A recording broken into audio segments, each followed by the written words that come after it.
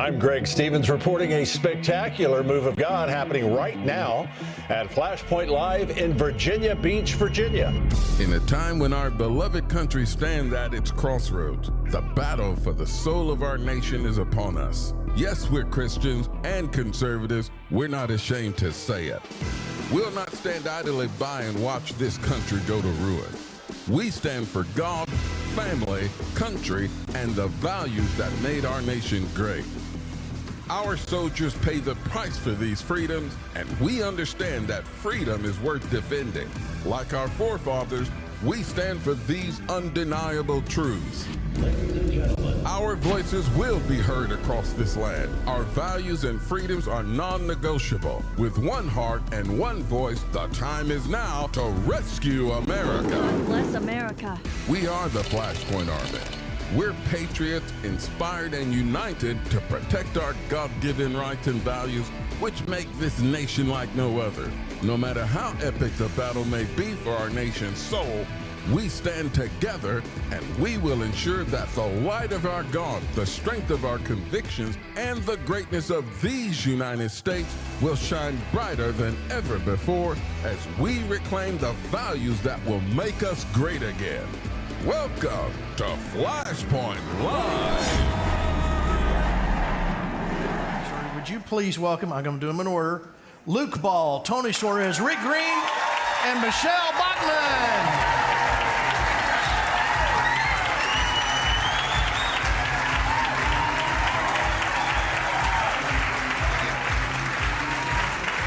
Hey, buddy. I love you.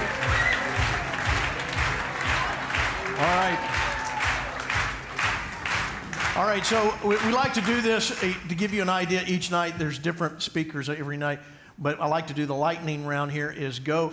There's so much in the news right now, and we're going to give you just a few minutes to comment. A few minutes, Tony. Brought my Bible. I know you did, brother, and I'm glad you did. All right, so latest words, pick a topic. Luke, I'll let you go first. Well, we talked about it on FlashPoint just earlier this week, the major protests that are going on right now at universities across our nation. Isn't that absolutely disgusting what these kids are?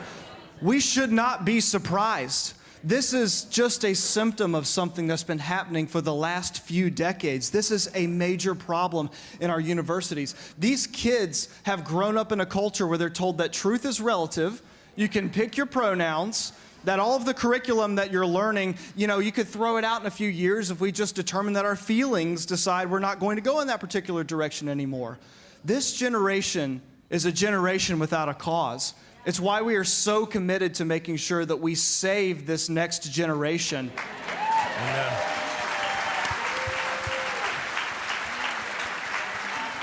We're here tonight because we believe that America has provided us the opportunity to advance a Christian worldview and to save the next generation. We send out hundreds of thousands of missionaries across the country, but increasingly those countries have been sending missionaries to the United States. Those countries think that we need to be saved, and America does need to be saved. It's why we're gathered here tonight. It's why we need this revival, because our culture recognizes that if they can get to these kids, they have them for their entire lives. I'm going to talk about this in a flash talk tomorrow, but I'm telling you, every single aspect of the culture war we're dealing with is a spiritual warfare issue. And when we fail to recognize that, we've already lost the battle. So God has created us in His image, and Satan wants to go after that with all he has. He wants to go after the identity that we should have in Christ and say that you need to take that identity for yourself and apply it to whatever else you want to be. Man, woman, zay, zim, cat, tractor, who knows? Literally anything right now in our world. That's what they want to go after. He's also going after marriage and the family unit. God's picture of salvation, Christ and His church, they are attacking that relentlessly. And they're going after the most vulnerable in our population, those who are in the womb, the children, the ones that Christ said, let the little children come unto me and do not inhibit them, for theirs is the kingdom of God. That is a picture of salvation, and the devil is going after it with all he has. And so we're here tonight to say that we are going counterculture to what everything that's going on in the world is. We are here to save America. You will not have our kids. These kids are the Lord's. We declare tonight the next generation of Americans will not go to the world. It will not go to the devil. It will go to Jesus Christ and his kingdom. We're taking our country back. Praise God. Amen. Amen. Tony. Yes, sir. Well, amen. Let's have an altar call. My God. Well, Gene, I'm an evangelist, and I want to be a good news evangelist. I want you to know that with everything you're hearing in the news and all the bad news that we hear, I want you to know that revival is not coming to America. Revival is here. Revival is here. These are the days that Joel prophesied about when he said, in the last day saith God, I'll pour out my spirit upon all flesh. We're seeing more people being water baptized right now all across this nation, from California to Florida, than we have in years. More people being baptized in the Holy Spirit. Churches are popping up. Everywhere we go, churches are being filled. I'll tell you something that you haven't seen in years, but I mean, it's come back big time. Extended revivals. You just go start a Sunday morning service, and the next thing you know, you're going days and weeks, because there is hunger in America for the things of God, and you deserve to know that your prayers have not been in vain. Your effort hasn't been in vain. Revival has come back to the United States, and I just spent 11 days in Asia. I just flew back from the Philippines 2 days ago. My body has no clue what time it is right now. I just here by the grace of God and a lot of coffee. And those 11 days in Asia, visiting orphanages, and the least of these will give you perspective about the nation we live in, because so many people said, I wish I could live in the United States. I wish I could be there. And it also explains part of the immigration crisis that we'll talk about tomorrow. With as bad as it's gotten, there's a reason the world wants to come here. We are still the greatest nation on the face of the earth. Amen. And we can never forget it. Amen. Rick Green. Well, Tony, first of all, it's patriotbrew.com for Patriot Academy's coffee if you want to feel even more patriotic. Gene, I needed this tonight, man. Just the first 2 minutes out here with all of you waving those flags and screaming for our country and for the Lord. Oh, I needed that. What a resurgence. I mean, listen, don't you feel like, wow, I'm not alone? I mean, everybody in this room, you're going, wow, enough people still love the Lord and still love this country. All the horrible things that are happening that Luke was talking about. And by the way, what a worship service. I mean, when even Luke Ball takes his hand out of his pocket halfway because the worship is so good, you know the Holy Spirit is moving in this room. The only way I'm jumping up in a church service is to beat the Lutherans to Cracker Barrel. Anyway, it's just so good, and then to be surrounded by such amazing men and women of God. I'm looking over at Michelle, and she probably doesn't even remember this, but I don't know, 15, 20 years ago, we were doing the tour. First time I met her, actually, we're doing a tour of the Capitol, and I'm doing the Barton part, where we're taking out all the artifacts and going through things, and we're in the old Senate chamber, and Michelle is our tour guide. You have to have a congressman or a member of Congress whenever you do that. And we're in there, and we're talking, and Michelle looks over at me, and she goes, Rick, do you mind if we pray in here? And I'm like, you're the member of Congress. Of course. She's like, we're going to pray. And I'm not kidding you, man. She dropped on her knees. She started praising the Lord right there in the old Senate chamber. I don't know if you remember that. But I had chills. I started crying. And that's how I felt whenever we came out here. And you guys it was just so obvious. I literally was tearing up. I told Cameron, my daughter, when she came out, I said, I'm telling you, God is in this room. This nation is being restored. And then I'm looking over here at Gordon, and I'm thinking, and you have no idea, but my dad, politics started in my house in 1988 when your dad ran for president, and my dad went to an event at Nelson Bunker Hunt's house in Dallas, Texas, and we started getting involved. And I grew up a patriot very much because of your dad's service to this country and to our Lord. So this is just, I'm just feeling like, my cup runneth over. And so we'll get into the meat a little bit tonight and tomorrow. We'll start talking about what you can specifically do. But for me, the first thing stepping out here is just God's filling me with hope and it's been a rough few weeks. I'm telling you, Gene, I've been struggling with hope.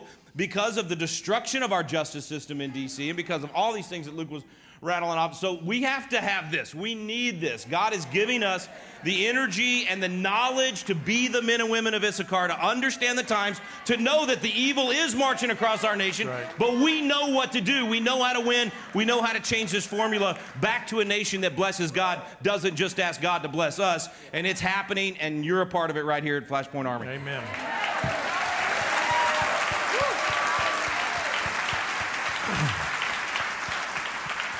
Now, I want to introduce the woman with so many titles, I just have to pick one. Would you welcome the Dean of the Robertson School of Government, Dean Michelle Bachman?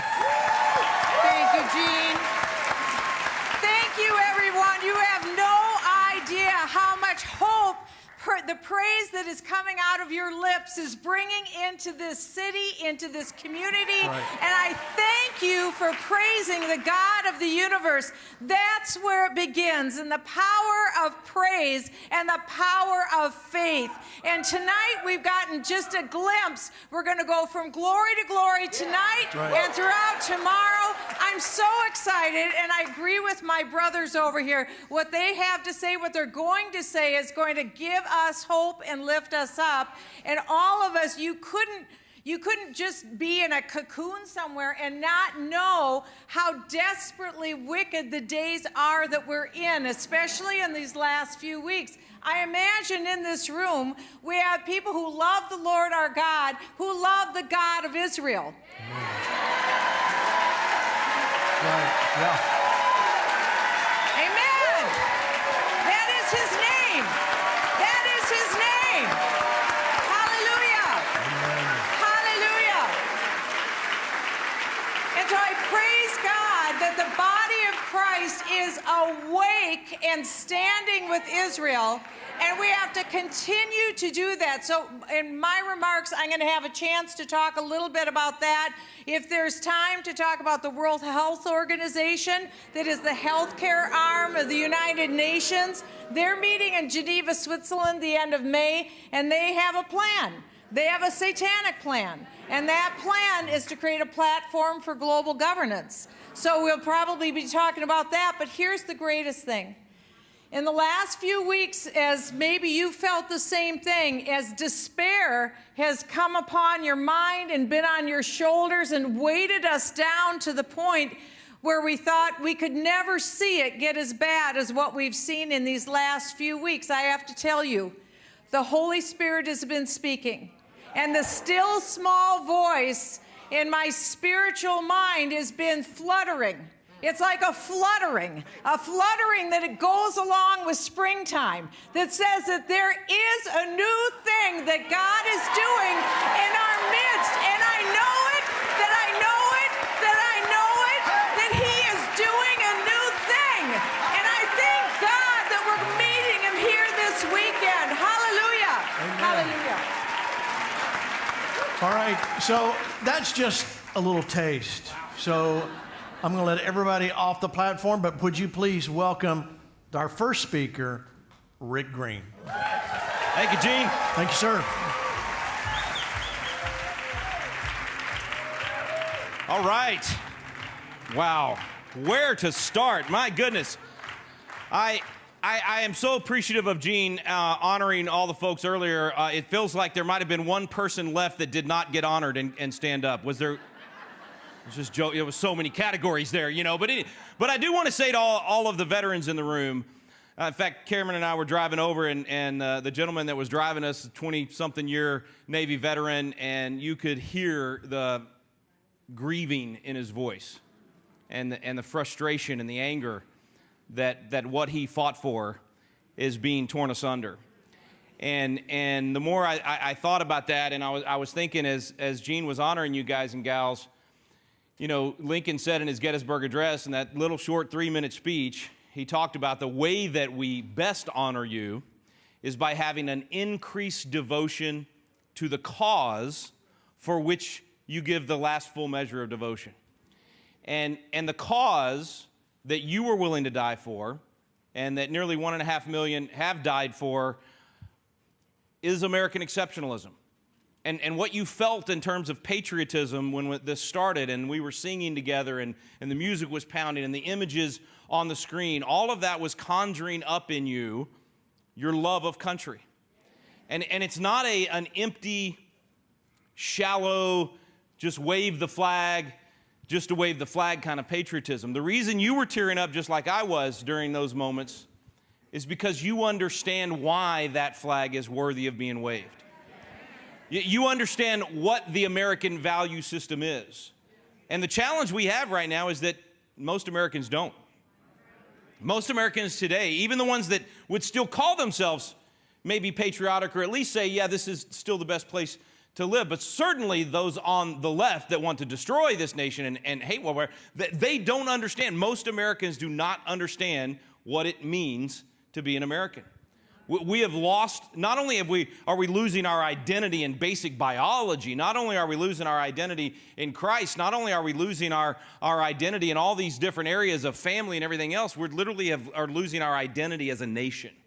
We're losing what it means to be an American. And many will say that there's nothing special about being an American. Certainly, virtually every college campus in America, other than a handful. In fact, I was telling Gordon earlier, there's only 2 law schools I recommend now. There's less than 10 schools that I can recommend to kids these days. This stuff at Columbia and NYU, and now even my alma mater, University of Texas, where I went to law school yesterday. All of these places where this is happening. No, I didn't go to law school yesterday. At my old law school, they were rioting yesterday. Anyway, grammar. This grammar thing has always been hard for me as a country boy. Them words I just don't understand. My point is, this is happening all over the nation, and there's very few places like Region. That's one reason I think it is really cool that we're here. And I think when you think about the story that Gordon was telling, and Cameron and I are going to talk about this a little bit in our Flash Talk tomorrow, how many times Hunt used the word generations? And how many times he talked about the dedication here was for future generations. It's very much like in Psalm 78, where we're told how important it is to teach the rising generation, to teach these kids, to teach the next generation what the Lord has done, why the Lord is worthy of being praised, why his principles actually work, and what's worth fighting for. And actually, the part that I think is starting to change for us is there in Psalm 78, it says that the Ephraimites were armed to the teeth and ran from the battle. In other words, they had what it took to win. They had experienced what God had done for them, and yet they still were cowards and ran from the battle. I think the church has been doing that for way too long, and there is something happening that is waking up the church in America to say, we're not running anymore. We're going to stand our ground, and we're going to stand for truth. But to do that effectively, we have to know truth. So you've heard me say it a lot, but the petri dish where bad government grows is civic and biblical ignorance. If we don't know truth, the virus of bad government grows out of control. And what Michelle was talking about, and we'll probably talk about more tonight and tomorrow, this whole thing with the World Health Organization, and not only the international agencies, but our own agencies, such as the Center for Demented Confusion, and other unconstitutional agencies a little north of us here. The reason those things have grown out of control and caused so much pain for America is we don't even know the basic idea of what government's proper role is versus what tyranny is when it gets outside of its proper role. So it really does come back to this idea of civic and biblical ignorance or civic and biblical literacy. And the only way we're going to turn this thing around is if we know what the principles are that our veterans were willing to fight and die for, that we know what those principles actually produce, we know how to measure that, and then we know what the action steps are that we, the people, are to take in order to get this thing back on track. And one of the other very important groups that Gene recognized in our pastors, I'm just telling you, pastors, we're at a point where the left owns every major institution in America.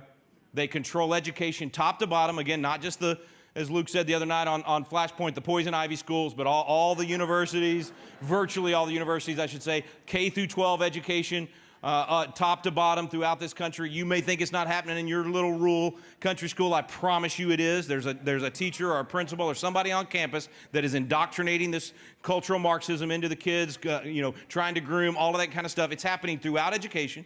The left owns entertainment, obviously. They own the media and journalism. They own most of the Fortune 500 boards in America, all of those companies. There's just this massive takeover by the left. And the only reason they were able to do that, by the way, is because we were sitting over here enjoying the blessings of liberty, not defending the ground that God had given us. And they've been scratching and clawing to take that ground for decades and decades. And we're finally waking up, but there's a price for having slept for so long. There are consequences that we're going to have to live with. It's a lot of what Lance was talking about at our last FlashPoint Live. But my point in all that is all those agencies, all those different areas of the culture the left owns, including politics, of course. Every federal agency, every state agency, most legislatures, all of it, the left is in control. And then we have the church. And about half of the pulpits in America are now taken by the left. So for you that are in the other half, I hate to sound like Princess Leia, but you are our only hope. Obi-Wan, it is time to break out the lightsaber and get busy. And of course, the Word of God is what I'm talking about with the lightsaber. God is obviously our only hope, but He works through us. And pastors, He works through you.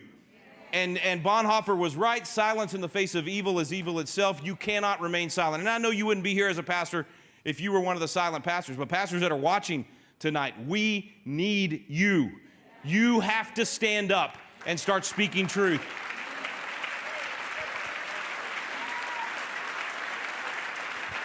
You cannot shy away from the tough issues. Every issue is a biblical issue, not a political issue.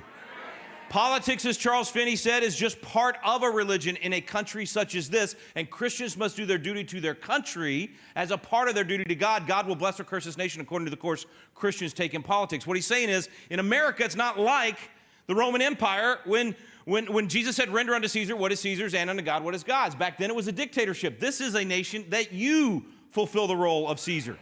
And pastors, you've been given a pulpit and a platform to be able to teach biblical truth on every single issue that we're facing in our culture right now. So when I say you're our only hope, and in fact, just this last week, Luke Skywalker himself said that Joe Biden was the greatest president we ever had in history. I'm talking about Mark Hamill, the guy that played Luke Skywalker. If Luke Skywalker has gone to the dark side, folks, just tells you he's a nut anyway. But my point is, pastors, we need you. And so I hope that pastors that are watching this weekend, pastors that have joined us this weekend, that you leave this weekend on fire and that you take that fire into your pulpits and you start brush fires of liberty all over this nation from within the church. That's where it's got to happen. I was walking into the lobby and I was just feeling like, wow, I feel like I'm home. I mean, you know, all the colonial red brick and then you walk in the lobby and there's the painting of Washington staring at me, and then Jefferson's over here and had Madison and John Adams, and I even snuck over there and looked at the paintings to see who did them, and John Trumbull did the one of Adams. And if y'all have ever been with us on the tour of the U.S. Capitol, those 4 paintings on one side of the rotunda from the Revolution are all done by John Trumbull. And so it's just really, really cool to see the history here and to be taken back to these moments. And it just reminds me once again of the, I believe, truly inspired words of Jefferson in the Declaration of Independence and what we're fighting for. And so this is what I want to kind of zero in on in my final few minutes with you tonight. When we say that we're going to honor you that sacrificed for us by having an increased devotion to the cause, when we talk about American exceptionalism, when we say we want to restore America, we want to revive America, what is it that we are fighting for? We have to start articulating that well. And of course, nobody articulated it better than Jefferson, right there in the heart of the Declaration. So if you want to be reminded of what we're fighting for, it is the fact that we hold these truths. We're fighting for truth, that moral absolutes are real, and whether you believe in them or not, they don't change. The laws of nature and nature's God are the same. In fact, that's why I can even say to you tonight, despite all the negativity of the last few weeks and the defeats in many ways, I can honestly say to you, the laws of nature and nature's God don't change. Be of good cheer. The principles of liberty work, as Bob McEwen says, every time they're tried. But you got to try them. You got to actually use them, and that's what we're fighting for, are those truths that produce a good outcome. It's not complicated, okay? God designed a system for us in the laws of nature and nature's God. And there are principles that when we fight for them, They give us, on the output side of the equation, freedom and prosperity and all of the things that we say that we want. But there are also principles of tyranny. And when they are infused into your culture, you get all the opposite. You get famine. You get shortages. You get disease. You get war. You get all the things that Noah Webster warned about. He said, all the evils and miseries which men suffer from vice, crime, ambition, slavery, and war proceed from their despising or neglecting the precepts contained in the Bible. What he's saying is, when you're getting the bad stuff on the output side of the equation, it's because on the input side of the equation, you don't have the biblical principles. So it's not, again, country boy from Dripping Springs, Texas. I'm just telling you, all you got to do is change the inputs. Put the good stuff in instead of the garbage in, and we'll start getting the good stuff out. So we have to know, we have to have an intellectual warfare where we're spending the time studying the principles of liberty so that we know what those inputs are. And I'm talking about not just who gets elected president and how we deal with this ridiculous situation where they do want to hand over our sovereignty and our freedom to the World Health Organization, not just these international and national flags. I'm talking about right in your backyard, understanding the principles of even property rights. And how to defend your church's right to add on a parking garage without having to ask permission of the government, or the government refusing them from being able to do that, or for you to be able to expand your home, or whatever it is. There's principles of liberty in every area of our life that we no longer understand as Americans. We're no longer in love with the basic idea of blind justice. We're no longer in love with the fact that we should be treating our neighbor the way we want to be treated. So it's our job to rekindle that patriotism, that love of our values, that love. And to do that, we have to understand why they're so valuable. And you've heard me say it on FlashPoint many times. But the biblical idea of justice is blind justice, equal justice. The social justice idea leads to judging each other based on the color of our skin, what church we go to or don't go to, our political affiliation. It leads to persecution. And the social justice crowd controls our legal system right now, and that's why we're seeing this topsy-turvy, horrible situation. Tomorrow morning I'll have the praying grandma with me. Rebecca's here, and she's going to join me on stage tomorrow morning. And we're going to point out the evils of a system that is persecuting people instead of prosecuting people. And so all of this comes back to the inputs. We have to know the inputs. And that's why, and I'm so thankful so many of you came up and said hi and said you're doing a biblical citizenship class in your home or your church. You've joined the FlashPoint Army, and you're one of our FlashPoint Army coaches, and you're out there actually taking this to your community. It's so essential that you do that. But we have to fall back in love with these principles. We have to start understanding what the inputs are, and then challenging our friends and neighbor and family and folks at our church to understand those things as well. It's not going to happen overnight. This is a generational fight that we're in right now. You cannot expect to elect someone president and suddenly everything's going to turn around. Okay, the presidential race is critical, no doubt about it. But it's one piece of this. You've got to be rebuilding the walls right there in your backyard. You've got to be, just like in the book of Nehemiah, working on what's happening at your local school district, water district, county commissioners, all of those things. And that's why the FlashPoint Army is so effective right now. That's why the left hates you. That's why they hate me. That's why they want so bad to prevent this from happening. That's why they hate Gene and Lance and everybody. They know that you are a threat to the leftist takeover of this country. In fact, you are the last line of defense against this leftist takeover of our country. So we needed this resurgence this weekend. I believe you're going to walk out of here tomorrow night when we're done fired up about the principles of liberty. You're going to learn things from all these speakers in the Flash Talks tomorrow that you never heard before, and you're going to take that intellectual ammunition and you're going to go into the battle of ideas within your family, church, community, your state, and our entire nation, and we're going to turn this thing around. But it's going to take a lot of effort. It's going to take a lot of hard work. God has to bless it, and you see it. God is blessing it, but we've got to be his hands and feet. So whether you were the veterans standing up or the pastors or the business owners or whichever group you might consider yourself a part of, we are all in this together as Americans. Once again, we're going to say we love that flag and we love this country because we understand what it stands for, and we're willing to fight and die for it. We're going to give of our lives, our fortunes, and our sacred honor. We'll see you tomorrow. God bless. I want to talk a little bit about that, but I wanted to show you this clip. Because there's a real concern out there, and I hear you, all of you out there, that you're concerned, like, we thought Mike Johnson was a good guy. Is he not a good guy now? I'm not saying he's not a good guy, but I do want to show you this clip. Watch. We are standing here right now on the steps of the Low Library. In this very building right behind us, Columbia University once awarded Winston Churchill an honorary degree, and it was Churchill who said, "It is manifestly right that Jews should have a national home where they may be reunited." We believe in that principle. And today I'm here to proclaim to all those who gnash their teeth and demand to wipe the state of Israel off the map and attack our innocent Jewish students, this simple truth: neither Israel nor these Jewish students on this campus will ever stand alone. All right, so that was a great, right there from Columbia, from the campus of Columbia. Now, you know, here, and we need to kind of weave this in through our conversation all weekend. You're not ever going to agree with any politician or any government official 100%. And I don't know why that we have, so many of us go, well, that did it. I'm not voting for him. Or, well, you know, mean tweets. I mean, wouldn't we all trade everything for a mean tweet right now? But in seriousness, we have to grow. We need to grow up a little bit. You're not going to agree with everything. I am not Speaker Johnson. I don't know what I will be honest with you. I do not understand a lot of the things that he's done, but I'm not in that position. But I want to start the conversation about, Speaker Johnson, Luke, I mean, you're involved.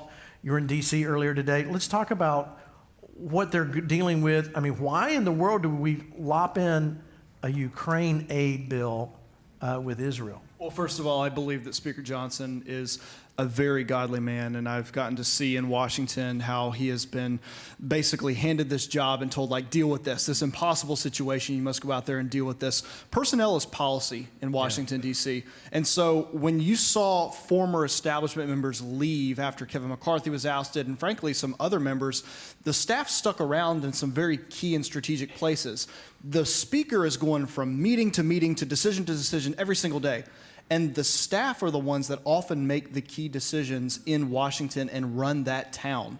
So when you're questioning why a politician is voting in a certain way, you can always look back to the staff. I'm not faulting Mike Johnson on this. He may have made some poor decisions in retrospect, looking back, and we can criticize and question, but it doesn't mean that we need to rip him down from his speakership post. Now, that being said, when we're talking about staff in D.C., I was a staff member for about 5 years, either in a district or on Capitol Hill. I saw members of Congress who made horrible votes and decisions. There was one in particular over the last few years. I don't remember specifically what it was, but it was on marriage. And this member of Congress wanted to vote for traditional marriage, and yet his staff convinced him otherwise because they told him he would lose re-election if he did not go in there and vote the way that they thought that he should vote.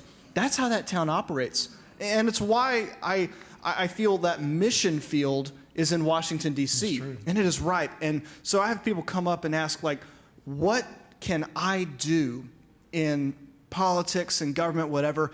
If it's young folks, have them go work on campaigns.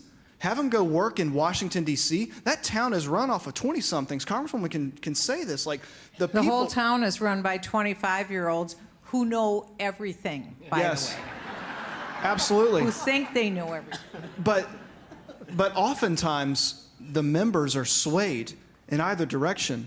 When you look at the Bible through a political lens, you see people in positions of power persuading either good or bad. And the biblical ones, the godly ones, like Daniel making influences, and Shadrach, Meshach, and Abednego, who were hauled into a kingdom and did not want to be there, but stood up for God. And as a result, God was glorified and magnified. Queen Esther, who was hauled into the king's court and married to the king, not in a position she wanted to be in, but was able to save the whole Jewish nation. Joseph, who was kidnapped and thrown in a pit and then became the vice president, essentially, of Egypt. These key positions that were fulfilled in government were done so because God placed and appointed them, and as a result, he was glorified and magnified. That's what we should be focused on, is sending godly men and women into politics and standing up and filling the gap ourselves. All right. I want to show you this clip, and then I'll get to Rick, because I know he's like ready to talk. This is Prime Minister Bibi Netanyahu commenting on what he's seen in the campuses. Watch. This is reminiscent of what happened in German universities in the 1930s. It's unconscionable. It has to be stopped. It has to be condemned, and condemned unequivocally. The response of several university presidents was shameful.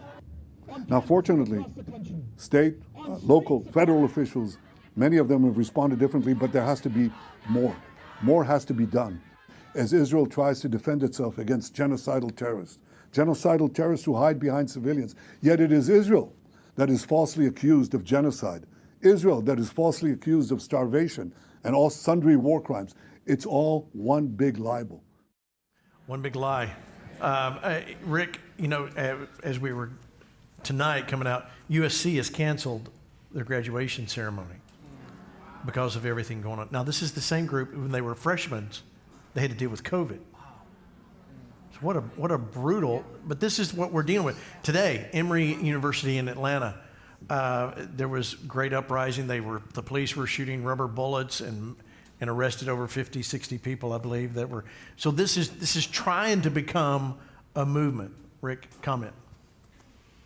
So many things. First of all, just to that point, it's a Mordecai moment, man. I'm in my opinion, defund the left by defunding the universities and let it all fall in on their heads right now, as far as I'm concerned.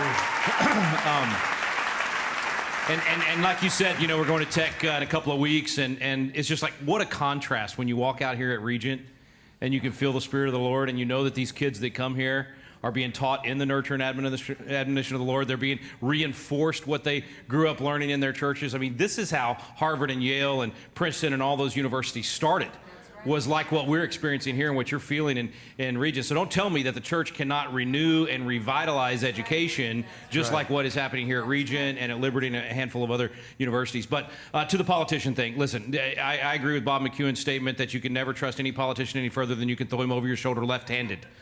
Like, if you've caught all of that. So it's very difficult. Everybody's going to disappoint you. Every single one of them. I'm going to disappoint you, and God forbid, I hope I never go into office again. But if I did, I'd disappoint you. Gene would certainly disappoint you, no doubt about it. No matter who you elect, you're not going to agree with them 100% of the time. We've said all along, we were celebrating when Mike Johnson got elected Speaker because we knew him to be a man of God, to be a constitutionalist, to have all of those ingredients that we wanted. As I said the other night on FlashPoint, where I missed it was that I thought his demeanor was right for the time. That actually, I'm wrong. We need a Churchill-type leader. We need a Newt Gingrich-type leader, a Donald Trump-type leader, because you've got to have somebody at this point that you can only win so many battles, and you have to pick your fights. Now, I will say, you do have, maybe my priority list would be different than his. I would have Israel at the top, no doubt about it. So I'm thankful that he's standing with Israel. I would not trade another $70 billion for Ukraine for that. I would absolutely draw the line on that. And the second top priority would absolutely be the border. And he has said that, but he hasn't done that. And that's why I said Tuesday, I'm just done. I mean, I'm just, it's time we need fighters. And I realize you're not going to get it. I don't think it makes strategic sense to try to get a different speaker between now and January. So, I love Mike. I wish Mike would do some things very different than what he's doing right now, but I'm not in the room. I don't know all the negotiations and deals and everything going on behind the scenes to just keep the nation from falling apart and not breaking out World War III. So he is in the room, and he is somebody that I think has good judgment. And so I hate that I'm questioning his judgment now. You remember the first few months, whenever he was doing things on the budget that I thought was wrong, I said, I'm going to trust his judgment. He's kicking the can. And I kept saying, we're going to give him more rope, give him more rope. So I think I've been willing to say he's in the room. But man, this another $70 billion for Ukraine was like a final straw for me. So I'm not putting my faith in Congress. I never have. I think who said it earlier? I think Tony, you said it earlier. So right. It's not as important what's happening in the State House or the White House as what's happening in your house. We have to win the battle locally, and by local we mean in our homes first, and then our communities. While working on it, we got to walk and chew gum. We got to do it all. But that battle you talked about, Tony, that's where it's at. That's where we win generationally. Electing the president, as we said earlier, is not going to change it all. It's an important piece. Electing a good speaker is an important piece. And I'm, righteously angry about some of the things that are happening, but it's not going to steal my joy. And I think, Mike's going to be there for at least the rest of this year, and we should pray for him, pray for wisdom. One vote majority. I mean, Michelle can speak to this. That is an impossible job, and we've said that from the beginning. So it's frustrating, but folks, it's the mess we've been handed. We know God's sovereign. We keep fighting. We don't let any of these bills passing or decisions made cause us to say, like you said, well, I give up, forget it. We thought we had a good guy. Look, Donald Trump is going to disappoint you. Okay? He's going to do things that you're going to go, why did he do that? That doesn't make sense. We're not electing a savior. We're not electing a perfect human being, okay? We're going to do the best we can with what we got, where we are, and come back and fight tomorrow for more. All right, so yeah, that's good. You can applaud that. That's good. All right, Jason, I got to show these girls. This is, if I'm not going to ask for anybody to raise their hand, but if you sent your child to NYU, Oh, this is an awesome clip. Oh, I love this. I want you to really pay attention to this clip.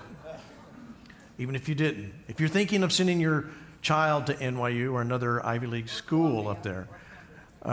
Don't send them to Patriot Academy. Yeah. Send them to Patriot Academy. Send them to Regent University. Patriot and New Regent. There we go. Okay. All right. Look at your screens. Folks at home, listen to these girls. Play it. And what would you say is the main goal with tonight's protest? I think the goal is just showing our support for Palestine and demanding that NYU stops. I honestly don't know all of what NYU is doing. Is there something that NYU is doing? I really don't know. I'm pretty sure they're... Do you know what NYU is doing? About what? About Israel. Why are we protesting here? Palestine will be free! I wish I was more educated. I'm not either. Oh. I came from Columbia. I was there up at Columbia, and we came down. They said NYU students needed our support. So I came down. I heard there's lots of cops. Some people were saying it was getting dangerous. Okay, so there's... What's lower, their IQ or their GPA? Yeah, there's the face. There's the face, okay?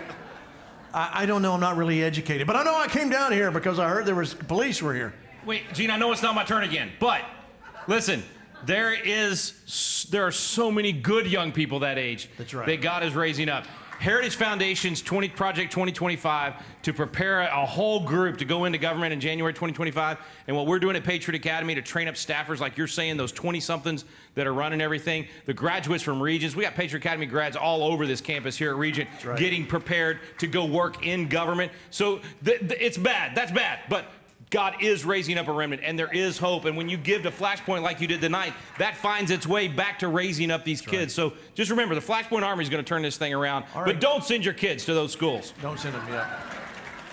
And I know I'm being silly, but you really have to understand, I don't think those two girls are the only ones. Thank God she had her mask on, because I know you don't want to catch whatever she had.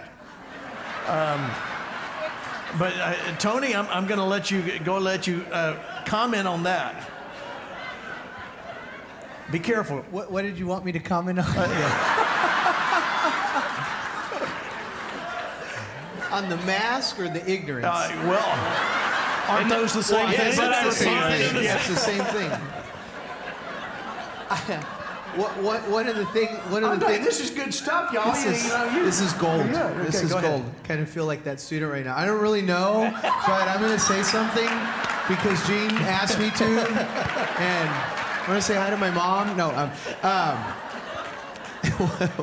and I was. Thank you, Tony. God, I'm going to get canceled from FlashPoint right now. When I was in Manila last week, I went to the World War II memorial and museum that's there, and there's 58,000 American and Filipino soldiers that died in World War II, and obviously there was a different conflict in the Pacific than what was being fought in Europe, but you stand there almost embarrassed to be there.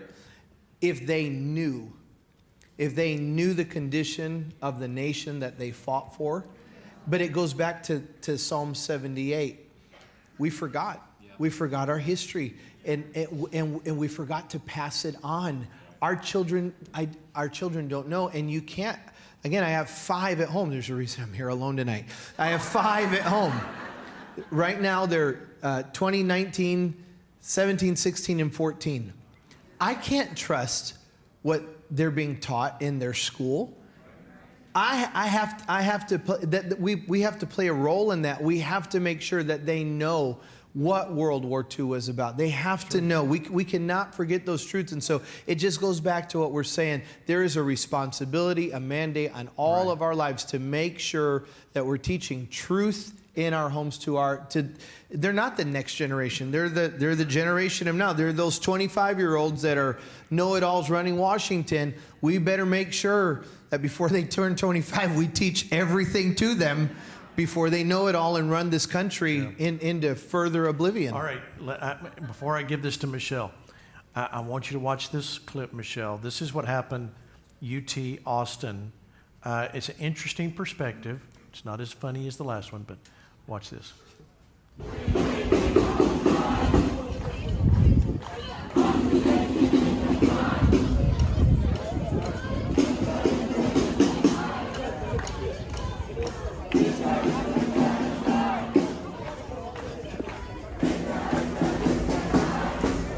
These are supplies at UT Austin that somehow, and just keeps going, made their way backstage. They're staged. They're The staged. supplies are staged. Somehow somebody knew to go buy all that stuff. Now, if you were a college student and you found out there's pizza and food and snacks, I'll go protest, for about an hour, and then I'm done. So the point, let's show that. Look at this picture of the tents outside this demonstration. Now look at this. Let me show you. Is it up there? Yeah. Isn't it amazing? Everybody went to Walmart and got the same tent. I mean, it looks like, and I love the fact that they're 6 foot spacing between tents. It just seems a little contrived. Michelle, I'll let you talk about all that. I mean, this is the point I want people to see. This didn't just happen. It's just organized. Talk to that. Yeah, no question. We see things in bits and pieces, but there's a larger narrative that's going on. The number one chief nation state for terrorism is Iran, and they've been designated with that status since 1979. The chief funder of terrorism in the world is Qatar. Qatar is also the chief funder of colleges and universities in the United States. Qatar has given over $6 billion. I've got a huge list of all of the Muslim nations and terrorism nations who've given money into the classrooms. Some of it is public, some of it is under the radar. But we wonder why we're seeing what we're seeing on the campus greens. It's because the people who pay the piper call the tune. And so the faculty and students have been getting this for years. But again, why? All you have to do is read. The Ayatollah of Iran wrote a book about 10 years ago. It's called Palestine. And it's like Hitler wrote Mein Kampf. In Mein Kampf, he laid out everything he was planning to do to the Jews. So too, the Ayatollah wrote Palestine. And if you go to Tehran today, there's a square called Palestine Square. They have a doomsday clock that's set up, and it's set for 2040. They believe that they will annihilate Israel. They will kill every Jew, and they will annihilate Israel.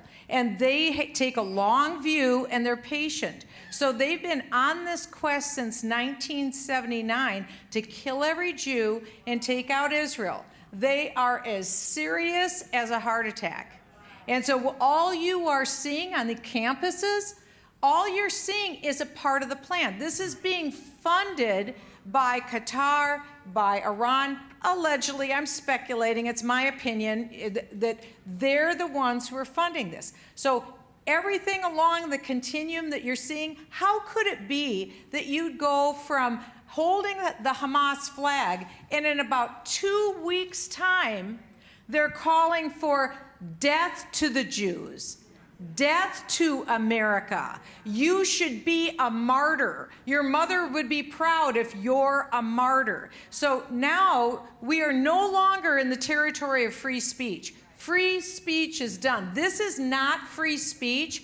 Once you cross the line for violence, and when you call for revolution in America, or when you're calling for the genocide of a people, that is an actionable criminal offense. You should be in jail.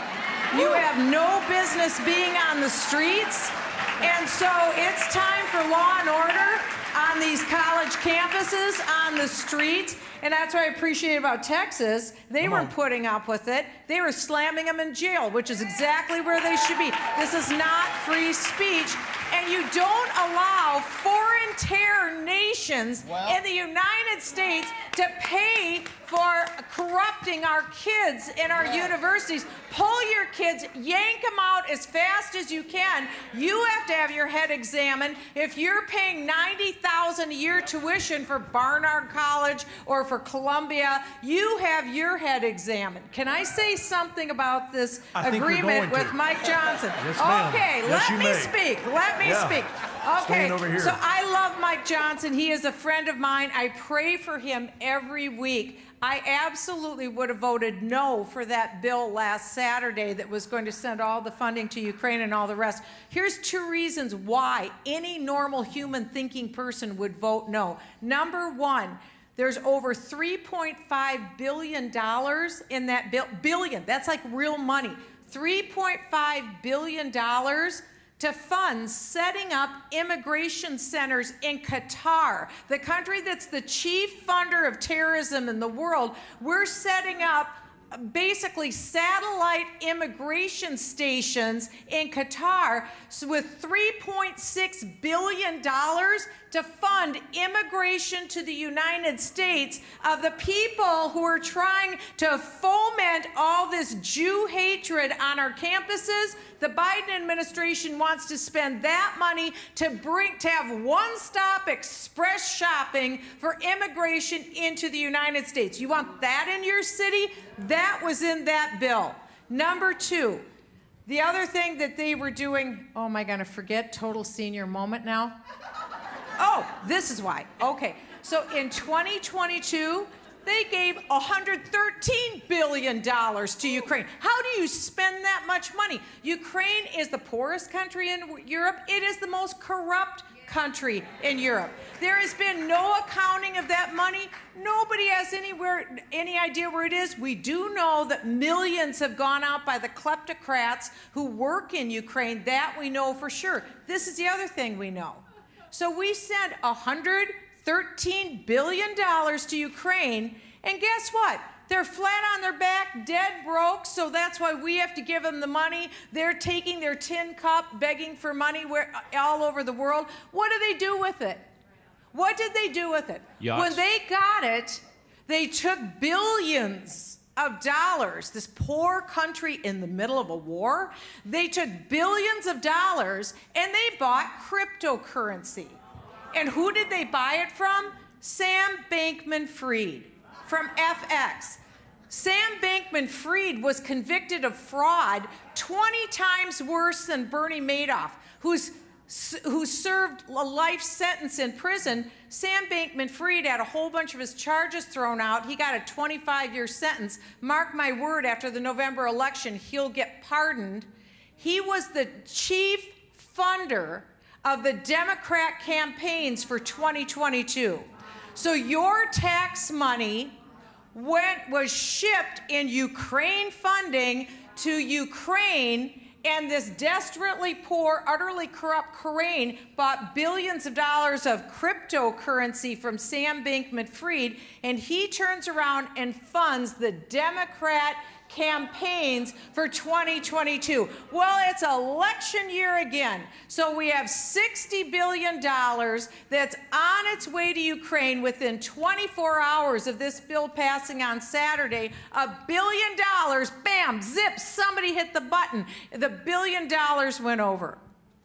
How much accounting is going to go on to make sure that that money isn't somehow laundered and somehow doesn't magically end up in one political party's coffers?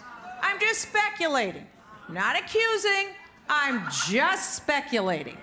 And that is why it would have been a absolutely no on Saturday. You would never vote for that pig of a bill. And Israel, you have the most pro-Israel senators who voted no on that bill.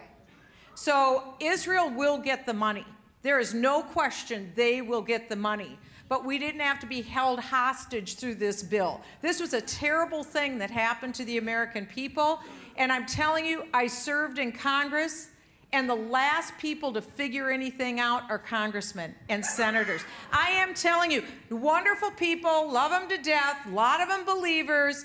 but they don't figure these things out. And it's a shame what you said, that you've got staffers that could talk their boss into voting against marriage or whatever that bill was. Happens all the time. That's why what Rick Green does with Patriot Academy is so incredibly important. Because when you go to Congress, you melt like wax if you don't know who you are and what you believe. In about 2 months' time, you're gone and you're worthless unless you know who you are, what you believe. And that's why, and I'm going to end with this. Sure. We have biblical worldview, high academic programs here we're very proud of for 47 years. We have undergrad, we have masters. We just started a PhD program in government because my goal, after seeing this mess at the State Department, they've taken off their Team Israel jersey. They've put on Team Iran jersey.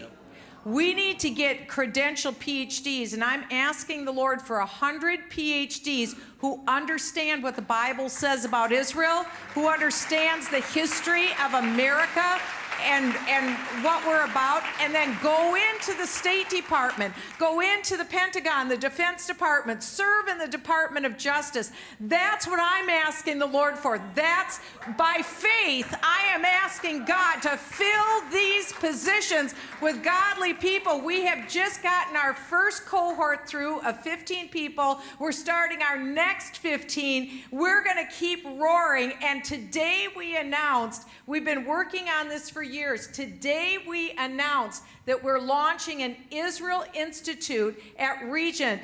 And my goal is that we can fully scholarship anyone who wants to come here and get a PhD and be able to go and advocate for Israel or teach in a university about Israel and understand the biblical perspective. I want to be able to pay for their education 100% so they can go and do that. So we're starting to launch this now, and obviously we need more money to do it, but by faith, we're going to turn this country around.